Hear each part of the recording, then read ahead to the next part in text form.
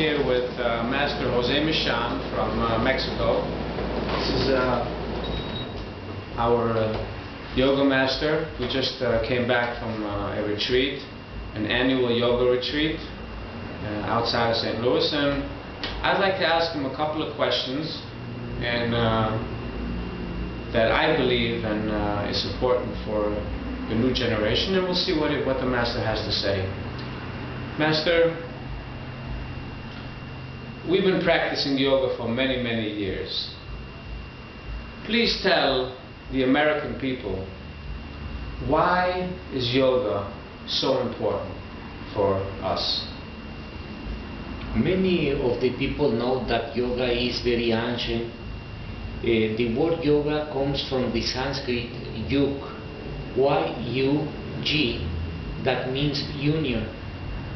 Union with the essence of yourself, with the essence of the universe.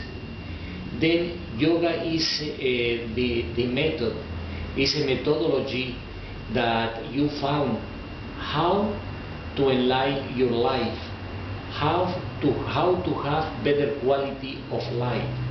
The most of the people think that yoga is only stretching your muscles to do very hard posture, but no.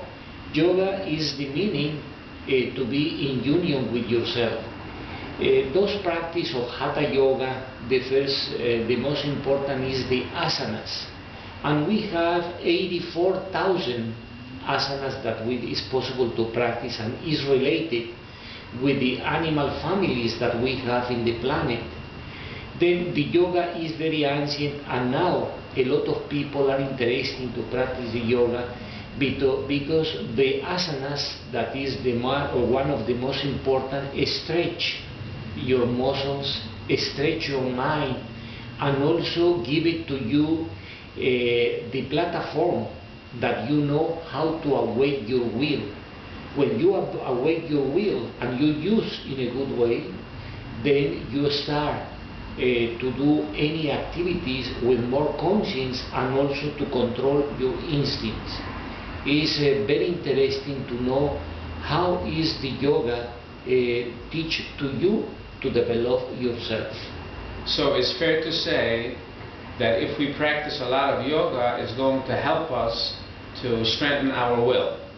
Yes, and when you awake your will, then you are in a step to control the instinct of your body and also the instinct of yourself. So usually that we react very fast to something. Maybe we don't want to react in a certain way, but we do. But if we practice a lot of yoga, it can help us to monitor something before we react.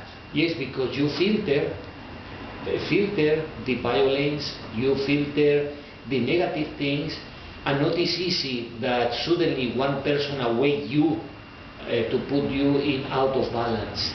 Then you filter all of those things, and then the reaction is in a better way. So it's possible, even if we are with a person that's very violent, like a partner, a boyfriend, or a girlfriend, or a husband, if one person is very violent, we develop that capacity to filter that and not to react on that instinct.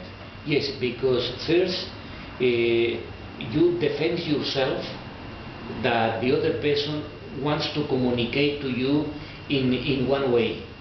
Maybe it's with violence. Then you defend yourself that the other person doesn't do something bad for you, something negative. And then you transform it, all of those energy, and you change it. And you say, you want that you and me be together, but I am going to tell you which way we are going to be together. No with violence, no with insult, no with negative way. I am going to tell you how. And then you change the vibration, the frequency of that energy, and you say how you are going to relate, how you are going to communicate with the other person. Very good. So now we know why it's so important to do yoga. Master, we also know that people who practice yoga and the people who generate and radiate good energy, they sometimes also have a certain diet. is it important what we eat, or some people believe that it doesn't matter what we eat? What do you say about that? That is very, very important. Our brain doesn't eat from other part, only with what do we give to our body. If the body has very good nutrients, then our brain is going to assimilate in a good way. But if you don't have good food, if you don't have good nutrients, what happens? The quality of your thinking and also how your brain is going to react is going to be very down, very negative. Then it's very important to take care what we are eating and what effect is doing in our physical body and also in your brain. Very good. Master, we have some, the brothers and sisters that practice yoga with us and come to our annual retreat. They bring a lot of times their children with different ages. And this week we just had a beautiful retreat, and we had the parents who brought their children with them. And some of those children presented us with some questions that they wanted for me to ask you. So I'm going to ask you some questions. Sure. One question came in from a 13-year-old girl, actually I'm sorry, 14-year-old girl. We're going to try not to mention names. She lives in Chicago, and she says that a lot of young children like to be in gangs and also take a lot of drugs because that gives them a certain feeling of belonging, because if they don't belong to the gang, or if they don't take drugs, then they kind of feel lonely and isolated. So the gangs and the drugs give them a certain feeling of belonging. What would you say to a young person like that? First that we need to pay attention as a parents to give the good education and also to open the channel of communication since before became pregnant and after became pregnant the lady, is very important how is going to be that communication.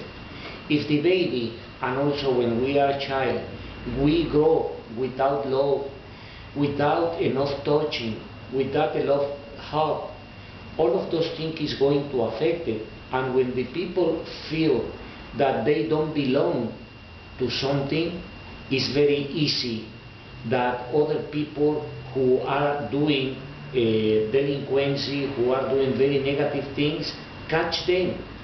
And they feel that if they don't do the same as everybody is doing, that they don't belong to nothing.